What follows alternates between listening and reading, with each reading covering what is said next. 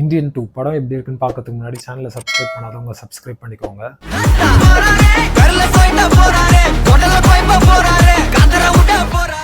ஃப்ராங்காக சொல்லணும்னா சங்கர் சார் வந்து தாத்தா வச்சு நம்ம எல்லாருமே கதற விட்டுட்டாருன்னு தான் சொல்லணும். படம் பார்த்தவங்களுக்கு புரிஞ்சிருக்கும் நான் என்ன சொல்ல வரேன்ட்டு. படம் பார்க்காதவங்க ஃபுல் வீடியோ பாருங்க.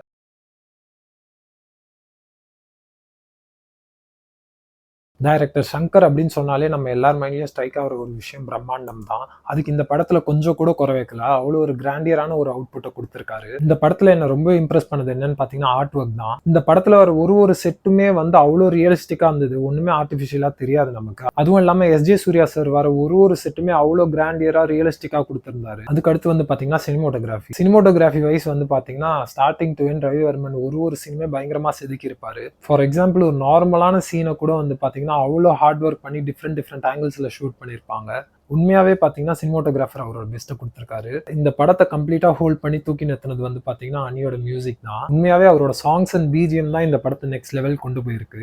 நிறைய இடத்துல வந்து பாத்தீங்கன்னா இந்தியன் 1ஓட பிஜிஎம் அனிருத் அவர் ஸ்டைல்ல யூஸ் பண்ணிருப்பாரு. அந்த பிஜிஎம் வரப்பதான் வந்து பாத்தீங்கன்னா நமக்கு அந்த இந்தியன் 1ஓட கூஸ் பம்ப்ஸ் அண்ட் ஃபீல் கிடைக்கும் இந்த பாட்டுல. மியூசிக் எக்ஸ்ட்ரானரியா இருந்துச்சு. இருந்தாலும் எனக்கு பர்சனலா என்ன ஃபீல் ஆச்சுன்னா ஏஆர் ரஹ்மான் சாரே இந்த படத்தை கம்போஸ் பண்ணிடலாமோன்னு தான் நான் ஃபீல் பண்ணேன். நீங்க என்ன நினைக்கிறீங்கன்னு கீழே கமெண்ட் பண்ணுங்க. அடுத்து விஎஃப்எக்ஸ் அண்ட் எடிட்டிங் பாத்தீங்கன்னா ஒரு ஷாட்டுமே வந்து இது ரியலா இல்ல விஎஃப்எக்ஸ் ஆனே கண்டுபிடிக்க முடியாது. அந்த அளவுக்கு ரியலிஸ்டிக்கா கொடுத்திருந்தாங்க. என்னன்னு பாத்தீங்கன்னா விவேக் சார் ஆகட்டும் இல்ல மனோபாலா சார் ஆகட்டும் இல்ல நெடுமுடி இவங்க எல்லாருமே வந்து பாத்தீங்கன்னா படம் ஷூட் பண்ற டைம்ல நம்ம எல்லாரையும் விட்டு பிரிஞ்சுட்டாங்க. இருந்தாலுமே இந்த படத்துல வந்து ஃபுல்லா அவங்க டிராவல் பண்ணிருப்பாங்க. இருந்தாலும் பாத்தீங்கன்னா rest of the full movie அவங்க எல்லாமே ஷூட் பண்ணி விஎஃப்எக்ஸ்ல அவங்களை கொண்டு வந்திருக்காங்க. அது எதுவுமே வந்து விஎஃப்எக்ஸ் கண்டுபிடிக்க முடியாது. அந்த அளவுக்கு ஒரு அவுட்புட் கொடுத்திருந்தாங்க விஎஃப்எக்ஸ்ல. ஃபைனலி டைரக்டர் சங்கர் சார் இந்த படத்துல வந்து அந்த கிராண்டியரான விஷுவல்ஸ் வரப்பெல்லாம் தான் எனக்கு வந்து இது வந்து ஒரு சங்கர் சாரோட படம்னே ஃபீல் ஆச்சு. இந்த படத்துல வர எல்லா கேரக்டர்ஸ்க்குமே ஒரு ஈவனான இம்பார்ட்டன்ஸ் கொடுத்திருந்தாரு. சித்தார்த் ஆகட்டும் இல்ல சமுத்திரக்கனி சார் ஆகட்டும் எல்லாருக்குமே ஈவனா இருந்தது இம்பார்ட்டன்ஸ். பட் ஆனா எனக்கு பாபி சிம்மாவோட கேரக்டர் பாக்குறப்ப அவர் ஒரு சிபிஐ ஆஃபீஸர் அப்படின்ற ஒரு கேரக்டர் கொடுத்திருந்தாங்க. அந்த சிபிஐ ஆஃபீஸர் அப்படின்ற அந்த ஒரு கேரக்டருக்கான ஒரு வெயிட் இல்லையோ அப்படின்னு தான் நான் ஃபீல் பண்ணேன் பர்சனலா. மேஜரா பாத்தீங்கன்னா ஹோல் ஆடியன்ஸ் எக்ஸ்பெக்ட் பண்ற அந்த ஒரு சீன் வந்து கமல் சாரோட என்ட்ரி தான். இந்தியன் தாத்தாவோட என்ட்ரியை வந்து பாத்தீங்கன்னா ரொம்ப ஃபிளாட்டா செட்டில்டா கொடுத்துட்டாங்க. பெருசா கூஸ் பம்ப்ஸ் எதுவுமே வரல அவர் வரப்ப. அது அவ்வளவுதான்.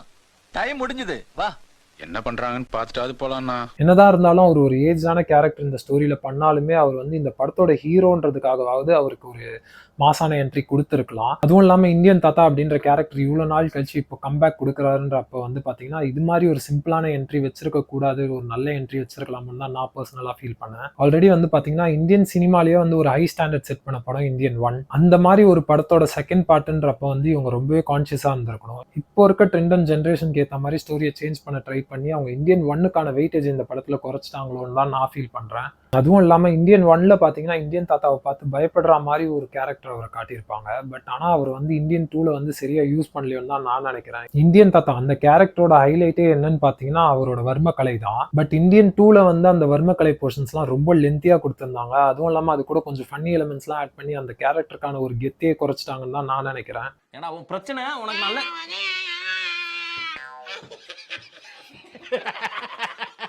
அவன் கிடக்குறான். இது நல்லா இருக்கு. அப்படியே போடு. அப்படியே வா. அப்படியே வா. எக்கிக்கிட்டே வா.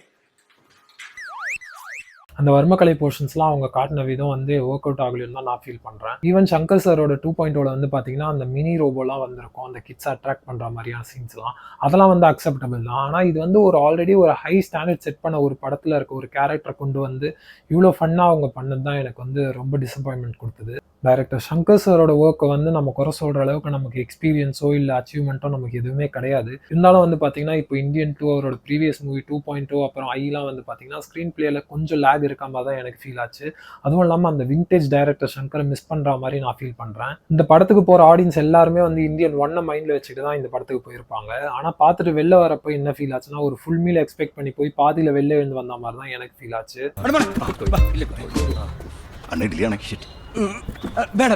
அவங்க வந்து பிளான் பண்ணது இந்தியன் 2 அப்படின்னு ஒரு பார்ட் தான் பிளான் பண்ணி இந்த படத்தை எடுத்தாங்க. பட் ஆனா முடிக்கிற டைம்ல வந்து பாத்தீங்கன்னா படம் ரொம்பவே லென்த்தா இருந்தனால இது ஒரு 2 படமா மாத்திருக்காங்க. இப்போ கொஞ்சம் ஸ்டோரியில சேஞ்சஸ் பண்ணி இந்தியன் 2ஓட கிளைமேக்ஸ் வந்து பாத்தீங்கன்னா அவங்க வந்து ஃபோர்ஸ்ஃபுல்லா வந்து இந்த செகண்ட் பார்ட்டை முடிக்கணுமேன்ட்டு வச்சு முடிச்ச மாதிரி இருக்கும். ஈவன் பாகுபலி KGFலாம் வந்து பாத்தீங்கன்னா கிளைமேக்ஸ் அவ்வளோ கூஸ் பம்ப்ஸ் கொடுக்கும் நெக்ஸ்ட் பார்ட் எப்படி இருக்கும்னுட்டு. அது மாதிரி ஒரு டச் இதுல மிஸ் ஆகுதுன்னு தான் நான் ஃபீல் பண்றேன். அதுவும் இல்லாம கமல் சார் வந்து ஒரு பிரஸ் மீட்ல சொல்லியிருப்பாரு இந்தியன் 2 விட இந்தியன் 3க்கு தான் நான் வெயிட் பண்றேன்னுட்டு. இதெல்லாம் இதெல்லாம் வச்சு பார்க்குறப்ப நான் என்ன ஃபீல் பண்ணுறேன்னா, மொத்த ஸ்டோரியும் தேர்ட் பார்ட்ல மாட்டிக்கிட்டு இருக்க மாதிரி தான் நான் நினைக்கிறேன்.